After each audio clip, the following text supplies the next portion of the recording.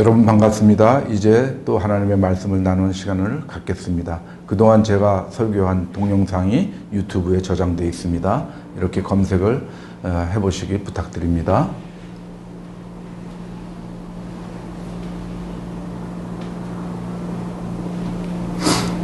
오늘은 계속해서 4주에 걸쳐서 복음의 방향성에 관해서 말씀을 드리고자 합니다.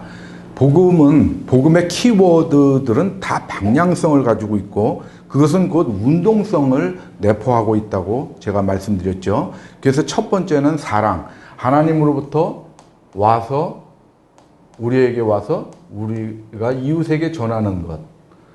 이 과정이었죠. L자 그래프라고 그랬습니다. L자 방향으로. 그래서 긍휼도 위로도 용서도 전부 하나님으로부터 출발해서 이웃에게 전달되는 것. 그 다음에 두 번째 방향성은 하나님으로부터 우리에게 오는 것. 그래서 우리에게 오는데 특정인에게 오는 게 아니고 이렇게 파동적으로 전체적으로 와서 그것을 하나님께 나아가서 받는 자가 성도가 되는 것이죠. 그리고 못 받은 자들은 거기에 해당되지 않습니다. 그것이 다 은혜, 구원, 하나님의 의, 진리 이런 것들이죠.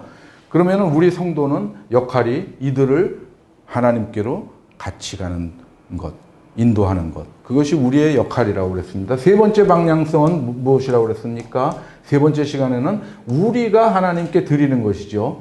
위로 가는 방향. 그것이 무엇이 있습니까? 기도, 감사, 찬송, 예배 이런 것들이죠. 그 중에서도 특히 중요한 것은 예배인데 예배는 무엇입니까? 나를 낮추는 것으로 하나님께 향해 가는 것입니다. 나를 낮춰야 하나님께로 갈 수 있는 겁니다. 그것을 예수님께서 직접 보여주셨습니다. 모범으로 보여주셨습니다. 그래서 우리는 예수 그리스도의 마음을 품어야 되는 것입니다. 빌립보서 2장 5절부터 8절까지 이게 나오죠. 너희 안에 이 마음을 품으라 곧 그리스도 예수의 마음이니 하면서 설명합니다. 그는 원래 하나님의 본체셨는데 하나님과 동등됨을 취하려 하지 아니하시고 자기를 비우고 낮춰서 죽기까지 복종했다. 그래서 십자가에 달리셨다. 그래서 그 예수의 그 마음을 품으라. 곧 온유와 겸손이죠. 왜 그러냐면 예수님의 마음은 온유와 겸손이므로. 마태복음 11장 29절에 분명히 말씀하고 계시죠. 나의 마음은 온유하고 겸손하니 이렇게 말씀하고 계시죠. 근데 빌립보서에서는 그 마음을 품으라는 거죠. 예수 그리스도의 마음. 즉 온유와 겸손. 우리를 낮추는 것을 우리는 예수로부터 배워야 됩니다. 그래서 높임을 받는 겁니다. 그래서 빌립보서 2장 8절까지 온유와 겸손에 대해서 설명하고 9절에 뭐라고 그럽니까? 그렇게 복종해서 십자가에 돌아가시니까 하나님께서 그를 높이셨다. 예수 그리스도를 높이셨다. 그것이 하나의 예배입니다. 예수님께서 하나님께 드린 예배인 것입니다. 예수님께서 십자가에 달리신 것 그 자체가 예배입니다. 극도로 자기를 낮출 때 하나님께서 극도로 높이시는 겁니다. 그것이 예배의 방향성의 역설입니다. 낮출 때 높아진다라는 겁니다. 그러면 오늘은 네 번째 방향성, 수직적이 아니고 수평적인 방향성을 보겠습니다. 이 네 번째 방향성은 뭐냐면 수평적 방향성입니다. 선과 악에 대해서 보겠습니다. 악. 이것이 하나의 정량적인 것이 아닙니다. 선이라는 것이 따로 존재하는 것이 아닙니다. 악이 따로 존재하는 것이 아닙니다. 상대적 개념입니다. 그래서 이 선과 악은 상대적 개념인데 어떤 상대적 개념이냐? 무슨 아우구스티누스 같은 사람들 대부 있죠. 어거스틴이라고 여러분들이 알고 있는 아우구스티누스 이런 사람들 또 그 중세 스콜라 철학 그 신학 대전 쓴 토마스 아퀴나스 이런 분들은 악은 선의 결핍이다. 이렇게 했습니다. 선이 부족한 상태가 악이다. 그렇게 하면은 상당한 문제에 직면합니다. 그것을 정량적으로 해석을 하면. 근데 뭐냐면은 이게 상대적 개념인데 선과 악도 방향성으로 우리가 이해를 해야 됩니다. 어떤 방향이냐? 선은 무엇이냐? 미가서에서 분명하게 선한 것이 무엇이라는 걸 정의하고 있습니다. 선한 것이 무엇임을 내게 보이셨나니? 내 하나님과 함께 행하는 것이 아니냐? 이것이 무엇입니까? 이거 행한다. 여기서 크라는 것은 히브리어인데 동행입니다. 하나님과 함께 가는 겁니다. 그것이 선이라는 것입니다. 그러면 악은 무엇이냐? 하나님과 동행하지 않는 것이겠죠. 선의 반대 방향입니다. 다른 방향입니다. 그래서 이사야서 53장에서는 우리는 다 양 같아서 그릇 행하여 각기 제 길로 갔다. 자기 가고 싶은 대로 갔다라는 겁니다. 하나님의 방향, 하나님과 동행하지 않고 각기 제 길로 갔다. 그것이 죄악이다라는 겁니다. 악이라는 건 아본, 악성입니다. 헬라어로, 히브리어로 아본인데 이것이 악입니다. 그래서 선도 악도 다 방향성을 갖고 있습니다. 그러면 동행이란 무엇이냐? 동행한다는 거. 그래서 모세가 출애굽기에서 이렇게 기도하죠. 주여, 내가 주께 은총을 입었거든 원하건대 주는 우리와 동행하옵소서. 이렇게 기도하고 있습니다. 우리와 동행해 주시옵소서. 이렇게 기도합니다. 그런데 예수님께서는 어떻게 말씀하시냐면 동행하려면 그래 좋다. 동행해 주겠는데 동행하려면 너네가 할 일이 있다는 겁니다. 동행의 조건이 있습니다. 그것이 뭐냐? 자기를 부인하고 제 십자가를 지고 나를 따를 것이니라. 여기서 따를 것이니라가 동행입니다.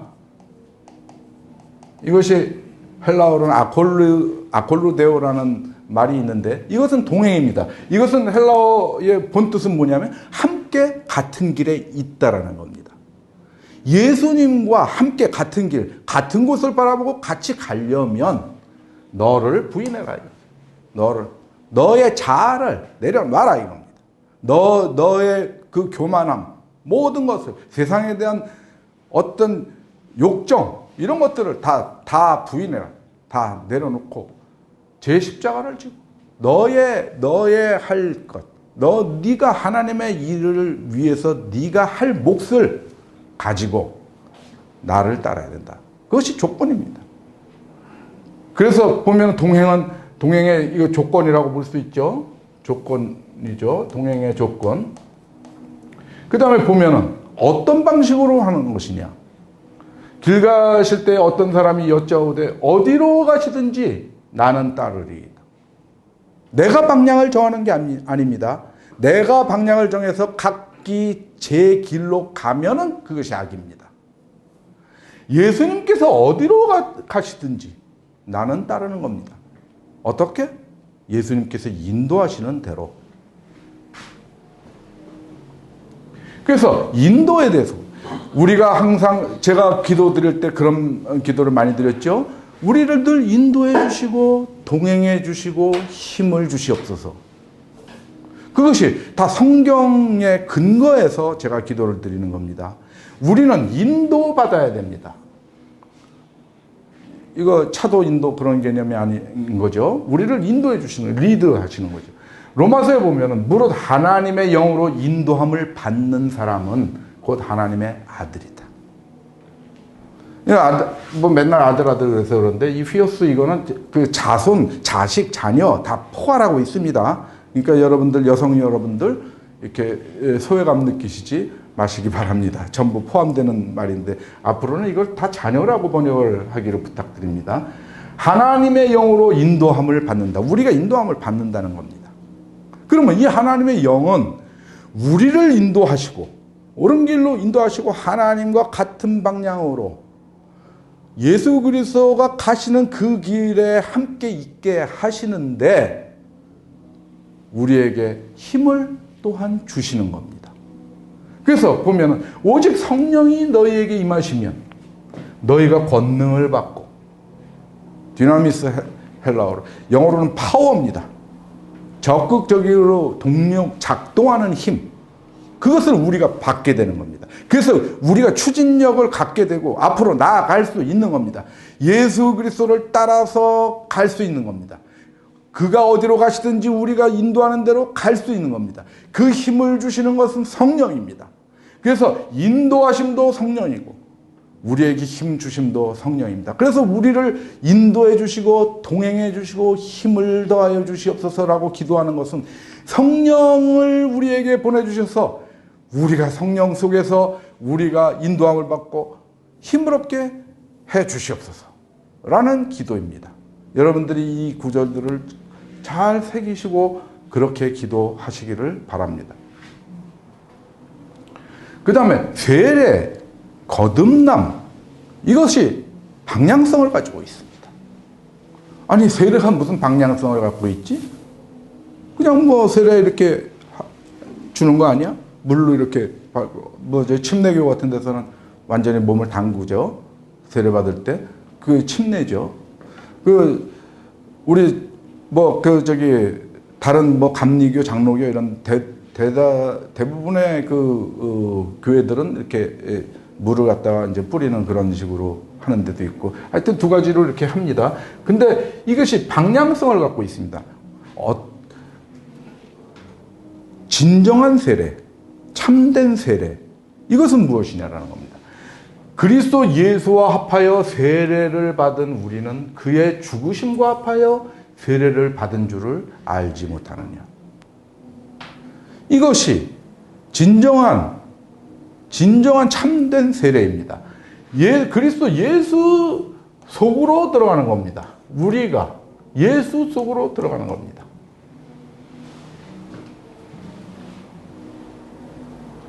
그의 죽음 속으로 들어가는 겁니다. 그의 죽음은 무엇입니까? 구속함입니다.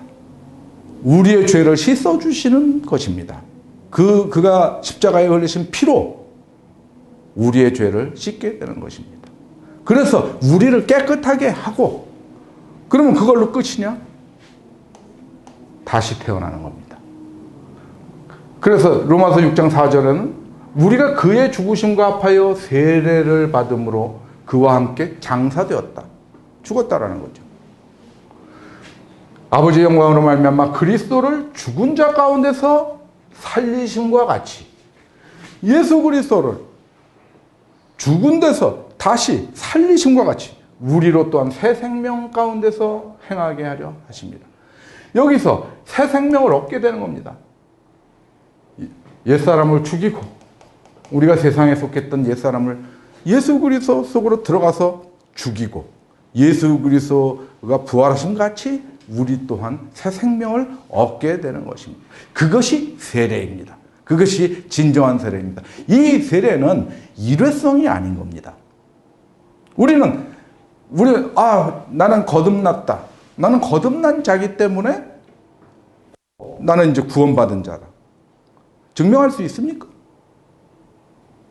거듭나면은 예수님께서 자격증 주십니까? 너 거듭난 자 라고 자격증 주십니까? 안 주십니다. 우리는 늘 거듭나야 되기 때문에 그렇습니다. 늘 우리는 옛사람이 살아 움직입니다. 우리 속에서. 오늘도 내일도 계속해서. 그러면 어떻게 해야 됩니까? 그것을 나를 부인하고 나를 죽여야 됩니다.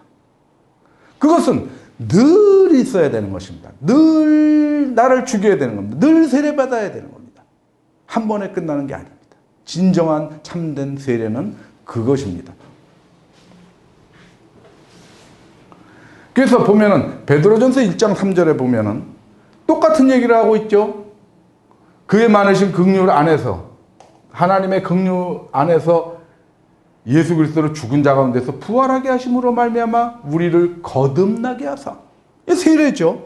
그러므로 거듭남과 세례는 무엇입니까? 같은 겁니다. 참된 세례와 거듭남은 같은 겁니다. 우리가 옛사람이 예수 그리스도의 죽음과 부활을 통과해야 됩니다. 그래서 이것이 거듭나는 과정입니다. 옛사람을 벗어버리고 오직 너희의 심령이 새롭게 되어 하나님을 따라 의와 진리의 거룩함으로 지으심을 받은 새 사람을 입으라. 너희의 심령이 새롭게 되는 거. 우리의 심령 속에 모든 것을 다, 세상 것을 다 비우고 오직 예수 그리스도의 마음, 온유와 겸손을 채워 넣는 그런 것들. 그것이 다 거듭남의 과정입니다. 에베소 4장에서 얘기하죠. 4장 22절부터 4장 24절까지 이렇게 나오는 것이죠. 여기는 23절입니다. 에베소서. 이 과정이 거듭남의 과정입니다. 이것은 무엇입니까? 세례 아닙니까? 예수 그리스도의 죽음과 합하여 세례를 받은 우리. 그를 죽은 자 가운데서 살리심과 같이 우리로 새 생명을 얻게 하셨다. 그겁니다. 그럼 우리는 세례받고 세례받는 것, 우리의 거듭난 것의 결과는 무엇입니까? 이것은 결과는 예수 그리스도 안에 있는 것입니다. 예수 그리스도 안에 우리가 있는 것입니다. 왜? 새 생명, 또 새 사람, 이것이 무엇입니까? 새로운 피조물이죠. 새로 지음을 받은 자죠. 그러면 그 새로운 피조물은 어디에 있어야 새로운 피조물입니까? 그런즉 그리스도 예수 안에 있으면 새로운 피조물이라. 그리스도 안에 있어야 새로운 피조물입니다. 새 생명, 새 사람인 겁니다. 거듭난 겁니다. 그리스도 안에 있지 않으면 거듭난 거 아닙니다. 그러면 우리가 거듭났을까? 아닐까를 증명하는 건 뭡니까? 자격증 주어지는 겁니까? 아니지 않습니까? 우리가 우리를 점검하는 겁니다. 내가 거듭났나? 거듭난 삶을 살고 있는가? 그것은 내가 예수 그리스도 안에 있는가? 즉 무엇이냐면 내가 사랑을 실천하고 있는가입니다. 내가 사랑을 실천하는 삶을 살고 있는가? 그러면 거듭난 겁니다. 그렇지 않으면 거듭난 거 아닙니다. 옛사람 상태에 있는 겁니다. 이렇게 세례와 거듭남은 불가분의 관계에 있고 그것은 불가분의 관계라기보다는 이퀄입니다. 같은 겁니다.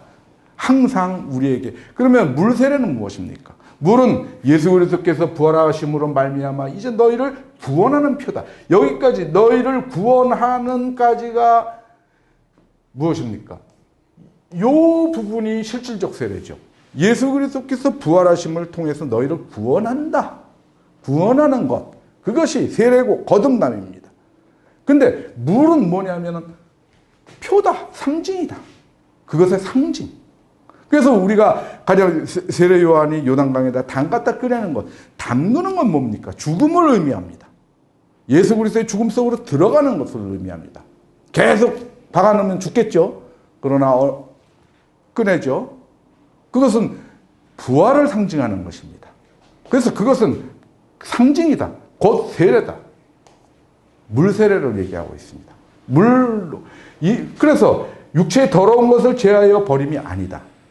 이 상징이 우리를 깨끗게 하는 게 아니다. 우리를 깨끗게 하는 것은 이것이다.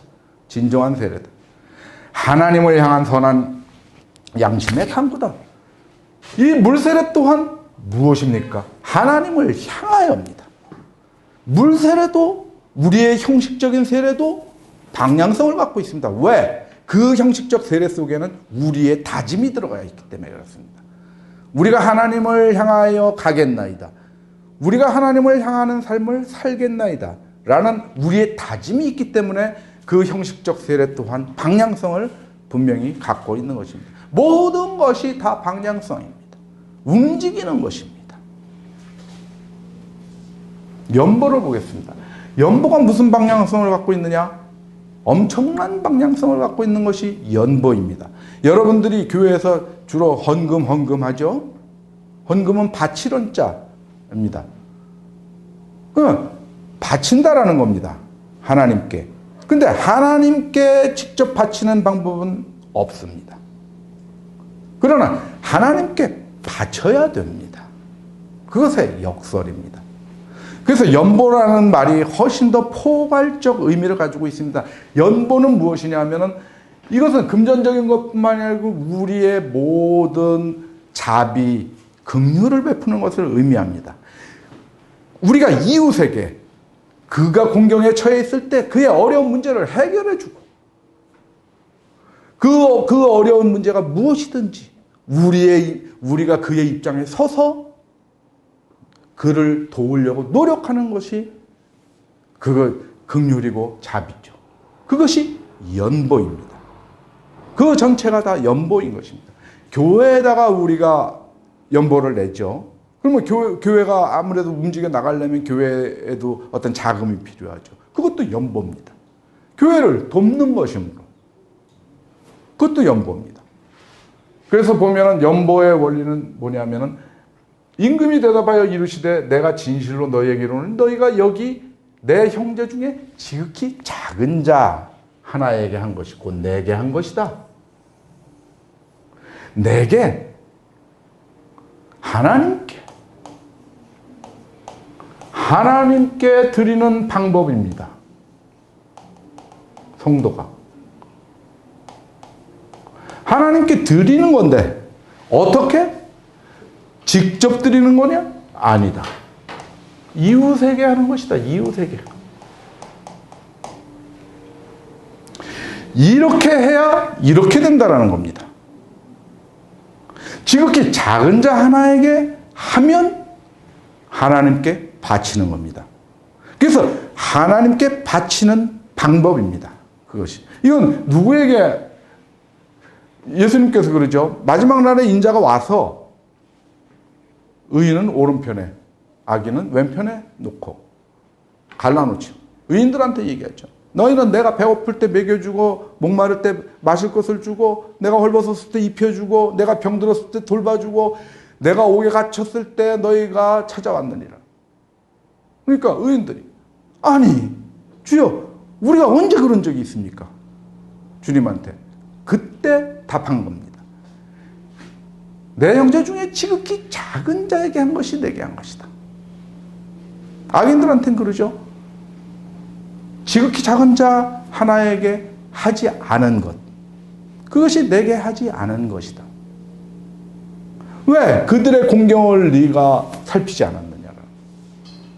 그들의 공경을 살핀 것이 그것이 나에게 드리는 참된 연보가 된다라는 것입니다. 그래서 그러면 이웃을 한번 생각을 해봅시다. 근데 이제 연보의 행위죠. 근데 여기 고린도후서 8장, 9장에서는 계속 연보에 대해서 얘기하고 있습니다. 사도 바울이. 그래서 보면은 연보를 어떻게 얘기하는 거냐면 내가 명령으로 하는 말이 아니다. 이렇게 얘기를 하고 있습니다. 너희가 사랑의 진실함을 증명하는 거다. 연보는. 그래서 이것은 사랑의 증명입니다. 연보. 이것은 사랑의 증명입니다. 사랑의 행위입니다. 연보는 분명한 사랑의 행위입니다. 근데 어떻게 하느냐? 이것은 연보는 강제하는 것이 아닙니다. 그래서 고린도후서 9장 7절에 어떻게 나옵니까? 각기 마음에 정한 대로 할 것이요. 각자 마음에 정한 대로 하라는 겁니다. 네 마음이 우러나는 대로. 인색하거나 억지로 하지 말지니 하나님은 즐겨내는 자를 사랑하시니라. 즐겨내는 자를 기뻐하신다. 이렇게 얘기를 하고 있습니다. 그러므로 우리의 자유로 우리의 사랑의 진실함을 증명하기 위해서 이웃에게 가는 것입니다. 작은 자 하나, 곧 이웃입니다. 그러면 이웃은 무엇입니까? 이웃이란 503호 사는 저분이 이웃입니까? 저쪽에 옆 동네 사는 사람이 이웃입니까? 아니죠. 이웃이 무엇이냐라고 묻습니다. 예수님께. 누가? 율법교사 하나가 와서. 예수님, 내가 어떻게 해야 영생을 얻겠습니까? 영생을 얻는 방법을 가르쳐 주십시오라고 물었을 때 예수님께서 하나님을 사랑하고 내 이웃을 내 자신과 같이 사랑하라. 그 말씀을 행하라. 그러면 살리라. 그것이 영생에 이르는 방법입니다. 정확하게 그렇게 말씀하십니다. 영생을 어떻게 해야 영생을 얻겠습니까? 어떻게 해야 구원을 얻겠습니까? 그러니까 사랑하랍니다. 내 이웃을 내 자신처럼 사랑하라. 그랬더니 그 율법교사가 묻죠. 예수님, 그럼 도대체 내 이웃은 누구입니까? 저희 503호, 302호입니까? 이렇게 묻습니다. 거기에 대해서 이웃을 정의해 주십니다. 예수님께서. 이웃이란 무엇이? 답을 주십니다. 누가복음 10장에서. 누가복음 10장 25절에서부터 37절까지 무슨 에피소드가 나옵니까? 한 사람이 예루살렘에서 여리고를 가다 강도를 만났습니다. 강도를 만나서 피투성이가 되어가지고 거의 죽기 일보 직전까지 갔습니다. 쓰러져 있었습니다. 그 옆을 제사장 지나가고 레위인이 지나갔습니다. 그냥 지나갔습니다. 근데 사마리아인이 지나가다가 그걸 보고 측은히 여겨서 내가 저 사람 입장이 돼서 저 사람을 무엇을 도와줄까? 다 도와줬습니다. 막 기름과 포도주로 씻어주고 뭐하고 해서 역 안에 갖다 눕혔습니다. 거기 그 에피소드 중에서 이 세 사람 중에 강도 만난 자의 이웃이 누구냐라고 묻습니다. 예수님이. 자비를 베푼 자이니이다. 예수님이 뭐라고 하냐? 가서 너도 이렇게 해라. 그것은 무엇입니까? 우리가 이웃을 얘기를 할 때 우리의 이웃은 누구입니까? 이 이웃은 우리가 이웃이 되어주는 그 대상입니다. 우리가 이웃이 되는 것입니다. 우리가 이웃이 되는 그 대상들을 이웃으로 놓은 겁니다. 우리의 자비를 베푸는 대상입니다. 그러면 우리가 자비를 베풀면 그 자비를 베품을 받은 자가 우리를 이웃으로, 우리가 그들에게 진정한, 누가 이웃이냐? 세 사람 중에 누가 이웃이냐? 자비를 베푼 자입니다. 사마리아인이 강도 만난 자의 이웃입니다. 라고 대답한 거 아닙니까? 그러면 우리는 공경을 처한 사람, 그 공경을 해결해 주기 위해서 갈 때, 우리가 다가갈 때, 우리가 이웃이 됩니다. 우리는 항상 다가갈 때 뭐가 되는 겁니다. 어떤 존재가 되는 겁니다. 그래서 그 이웃이 누가복음 10장 25절부터 37절까지 선한 사마리아인의 비유는 바로 이웃을 정의하고 있는 것입니다. 이웃이란 무엇이냐? 많은 이웃을 우리는 만들어야 됩니다.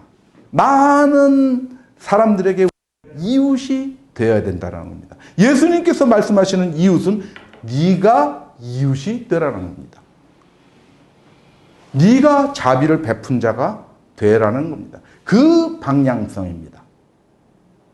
우리가 다가가는 것입니다. 이웃에게. 그러면 어떻게 됩니까? 이것이 하나님께 가는 길입니다.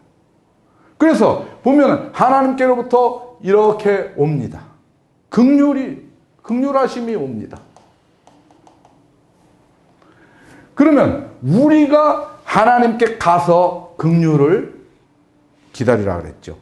긍휼 받기, 긍휼하심을 받고 은혜를 얻기 위해서 어떻게 해야 됩니까? 우리는 은혜의 보좌 앞에 담대히 나아갈 것이니라 그랬죠. 히브리서 4장 16절에서 그렇게 말씀하고, 우리는 이 긍휼을 포괄적이고 보편적으로 오는 긍휼을 내 것으로 만들기 위해서 내가 은혜의 보좌 앞으로 나가야 된다고 그랬죠. 그러면 그것이 굉장히 모호하죠.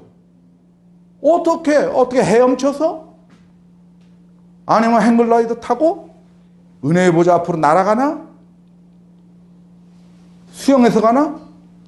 방법을 모르지 않습니까? 그 방법을 알려주시는 겁니다. 작은 자에게 한 것이 곧 내게 한 것이다.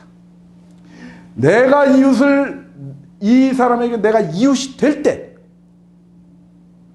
하나님께 나아가는 겁니다. 우리는 항상 직접 가는 방법 아무것도 없습니다. 추상적 개념이 아닙니다. 우리가 옆으로 갈 때, 우리 이웃을 향해서 갈 때 그것이 하나님께 가는 겁니다. 그래서 하나님께 나아가다 뭐 하다 하는 것, 모든 게 이웃으로 가는 겁니다. 그것이 곧 하나님께 가는 겁니다. 그것을 여러분 정확히 깨달으셔야 됩니다. 안 그러면 성경을 읽으면서 계속 모호합니다. 하나님께 나가야 되는데 어떻게 나가지?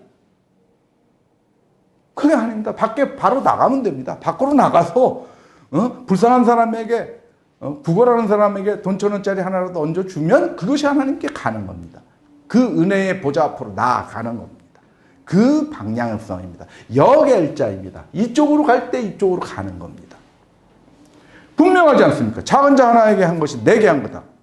정확하게 말씀하고 계시죠. 그래서 보면 이 긍휼을 받는데 어떻게 받느냐?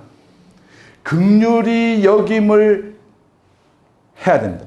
긍휼히 여기는 자가 복이 있는 거죠. 긍휼히 여김을 받을 것이요. 마태복음 5장 7절 산상수훈 속에서 긍휼히 여기는 자는 복이 있다. 그 또한 긍휼히 여김을 받을 것이다. 이것이 무엇입니까? 이렇게 긍휼을 이쪽으로 가면 이것이 하나님께 나아가는 거기 때문에 하나님의 보편적으로 오는 긍휼을 내 걸로 만들 수 있는 겁니다. 하나님과 내가 1대1로 딱 마주 서는 겁니다. 그래서 우리는 모호한 개념들, 하나님께 나간다, 뭐 이런 것들 다 정리해야 됩니다. 근데 모든 것이 다 내 이웃을 내 자신같이 사랑하라. 그것보다 오직 그 한마디 속에 모든 것이 다 담겨 있는 겁니다. 하나님께로 가는 길. 그래서 그것을 여러분들께 말씀드리고 싶었습니다. 이웃을 정확하게 개념을 정리를 하고 가시기 바랍니다.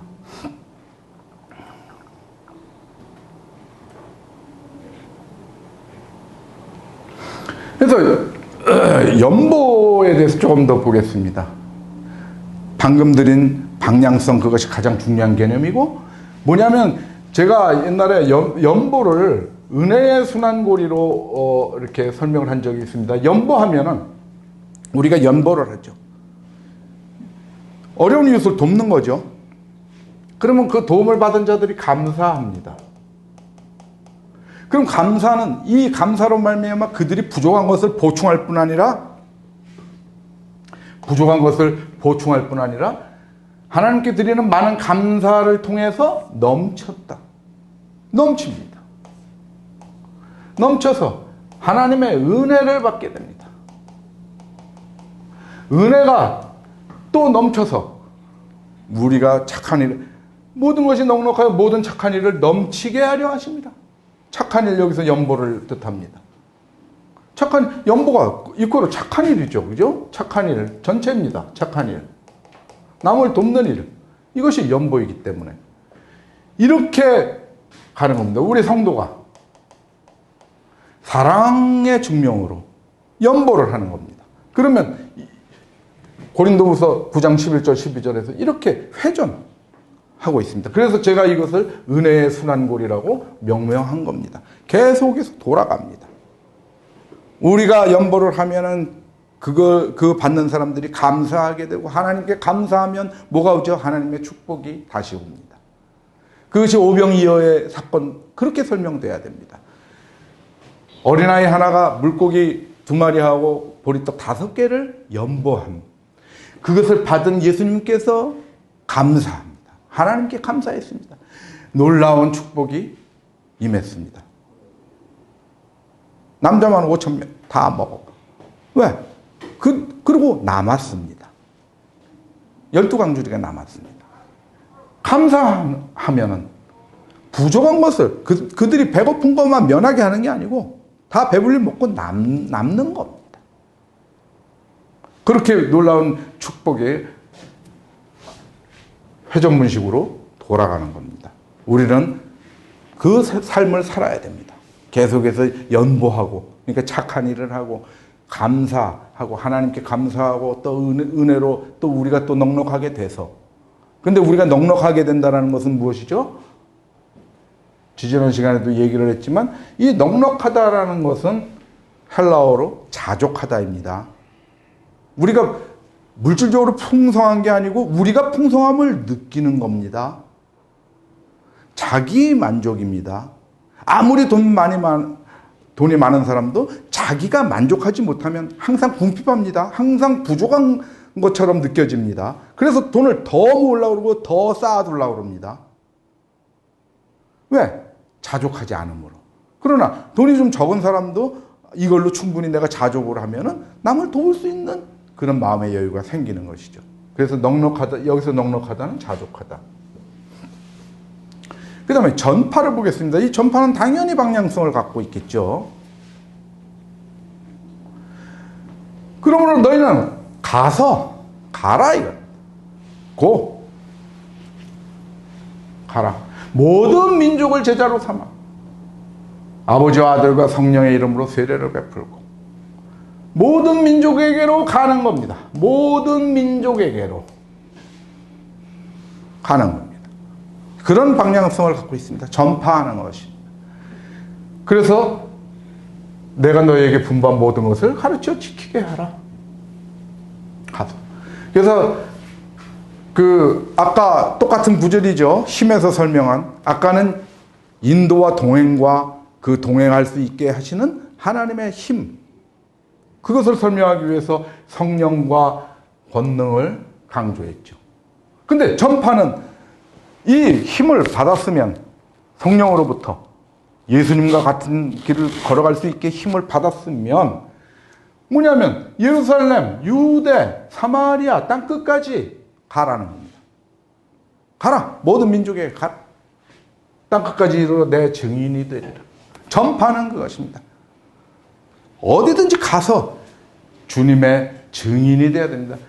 뭘 증언해야 됩니까? 우리는 나의 증인, 나의 나의 삶, 나의 나의 죽음, 나의 부활에 대해서 너희들은 증거해라는 겁니다. 나의 삶은 뭡니까? 사랑의 실천입니다. 요한복음 13장 34절 그 유명한 구절에 세 계명을 주노니 서로 사랑하라. 내가 너희를 사랑한 것 같이 너희도 서로 사랑하라. 모범을 보이셨지 않습니까?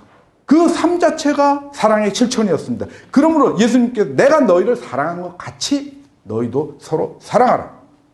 그래서 예수님 삶의 증인이 되어야 됩니다.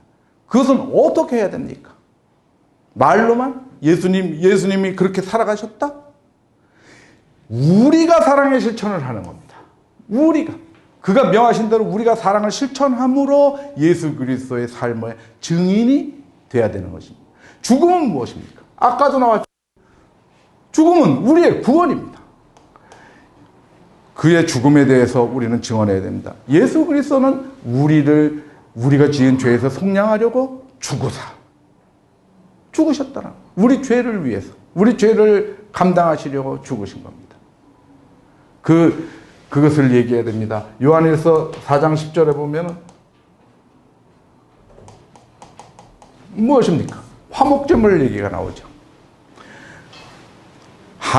사랑은 여기 있으니 우리가 하나님을 사랑한 것이 아니요 하나님이 우리를 사랑하사 우리 죄를 속하기 위하여 화목제물로 그 아들을 보내셨습니다. 화목제물로 돌아가신 그의 죽음에 대해서 증언해야 됩니다.